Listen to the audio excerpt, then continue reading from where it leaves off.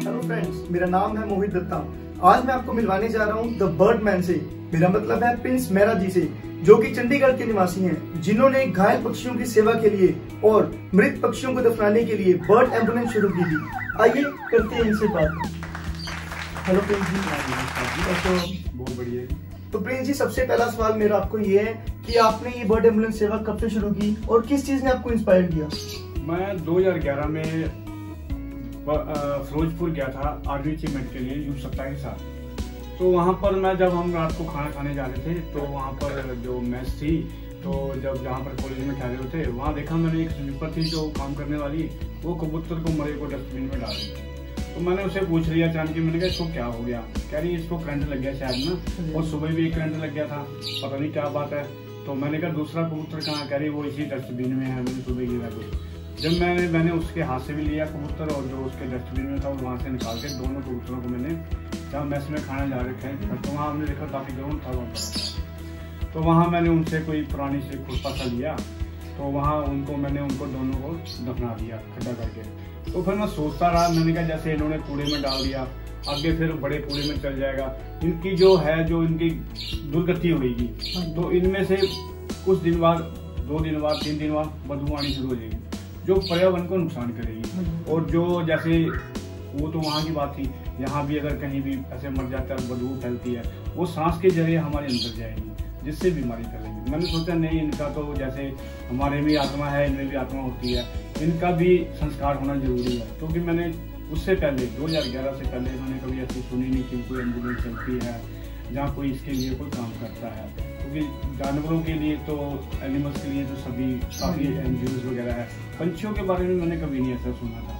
तो फिर मैंने चंडीगढ़ चार दिन बाद चंडीगढ़ आके मैंने अपने इश्तिहार वगैरह बनवाए। तो मैंने लोगों को उसमें लिख के भेजा भी, आपको अगर कोई मरा हुआ पंछी या उड़ने वाला कोई घायल पंछी मिलता है तो मुझे इस नंबर पे कॉन्टेक्ट करें। तो मतलब 2011 में आपने बर्ड एम्बुलेंस सर्विस शुरू की। हाँ। तो 2011 से पहले अपने पक्षियों के लिए और एनवायरमेंट के लिए क्या क्या दिए? मैं उससे पहले 1990 से साइकिल चला रहा हूँ पर्यावरण के लिए।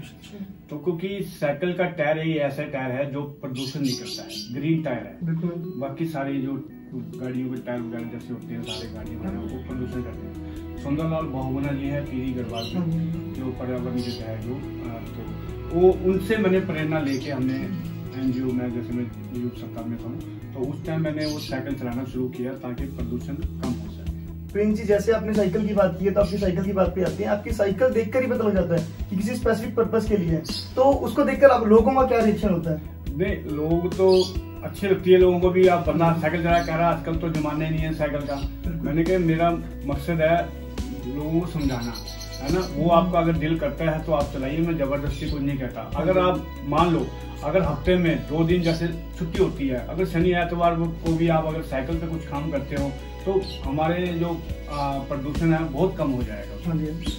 तो अब तक आप कितने पक्षियों को ठीक कर चुके हो, दफना चुके हो? मैंने साइकिल तो मैं 1990 से चला रहा हूँ, और जो मैंने बर्ड एम्बुलेंस का नाम दिया अपनी बाइसाइकिल को, वो मैंने 2011 में दिया था। उसके आने के बाद वहाँ से आ गया। तो अब तक मैं 2011 से अब तक 1250 के करीब मैं इन पंछियों का संस्कार कर चुका हूँ, और 1150 के करीब मैं इनका इलाज करके इनको आजाद कर। तो आपका जैसे नाम लिम्का बुक ऑफ अवार्ड में आ चुका है, तो मैं जानना चाहूंगा उसके साथ साथ आपको कौन कौन से अवार्ड से सम्मानित किया गया?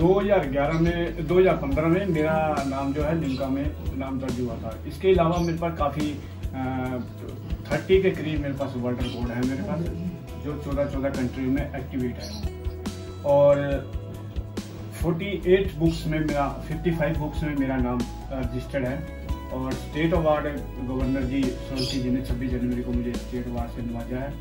और इसके अलावा मेरे पास 150 के करीब मेरे पास एक्स्ट्रा सर्टिफिकेट्स हैं वगैरह मेरे पास है। और एप्रिसिएशन सर्टिफिकेट्स मेरे पास 35 के करीब हुए हैं। तो जैसे अभी सेवा कर रहे हैं, पंछियों मर जाते हैं उनको दफनाना, तो इसमें आपका कितना खर्चा आ जाता है, या आपको कभी कोई प्रॉब्लम आई हो? मैं पहले पेंटर का काम करता था, उसके बाद मैं अभी 2016 में मुझे एनिमल हस्बेंड्री में ये मेरे को एनिमल टेंडर, मुझे एम्बुलेंस में मेरे को सर्विस मिली है। अब मैं जो है वो जितनी मुझे सैलरी मिलती है उसमें 20% मैं इन पंछियों पे मैं खर्च कर देता हूँ। तो जैसे आजकल तो गाड़ियों का दौर है, हर कोई प्रेफर करता है कि गाड़ी में जाएं, कंफर्टेबल होगा। पर आपने बताया शुरू से ही साइकिल चलाते आ रहे हो, तो हमें सुनने में आया कि एक बार बैंक ने आपको गाड़ी गिफ्ट करना चाहिए, बट आपने मना कर दिया, ऐसा क्यों? हाँ जी, क्योंकि वो असल में बैन थी पेट्रोल वाली, और वो कहते थे महीने की इतनी जो है हम चलानी पड़ेगी आपको। तो मैंने करना था पंछियों का, और पंछी होता है छोटा सा, और मुझे इतनी बड़ी बैन की कोई जरूरत नहीं थी। और अगर मैं वो लेता तो प्रदूषण भी, मैं तो प्रदूषण के खिलाफ वैसे ही लड़ाई कर रहा हूँ, साइकिल चला रहा हूँ, गाड़ी मैंने कोई रखी नहीं हुई। तो मैंने फिर उनको ये मना कर दिया।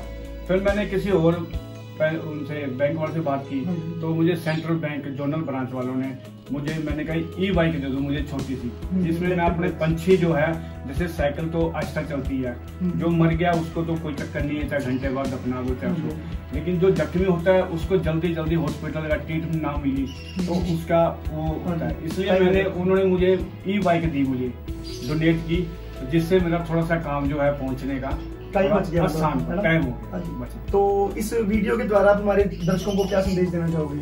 मैं ये देना चाहता हूँ, जो पंछी है, चाहे जानवर है चाहे पंछी है, वो सब हमारे परिवार का ही एक हिस्सा है। जैसे कई कॉलोनियों में लोग बच्चे गलेजों से इनको मारते हैं, चाइनीज पतंगे उड़ाते हैं, दौड़ आते हैं, उससे इनको बहुत नुकसान होता है। मेरी सबसे ये बच्चों से और सभी से ये है भी, जैसे पतंगे ना उड़ाएं ज़्यादा, और जो डोर यूज करनी है वो इंडियन करे, बल्कि चाइनीज डोर होती है वो टूटती नहीं है, बहुत नुकसानदायक होती है, जिससे उसके पर वगैरह कट जाते हैं।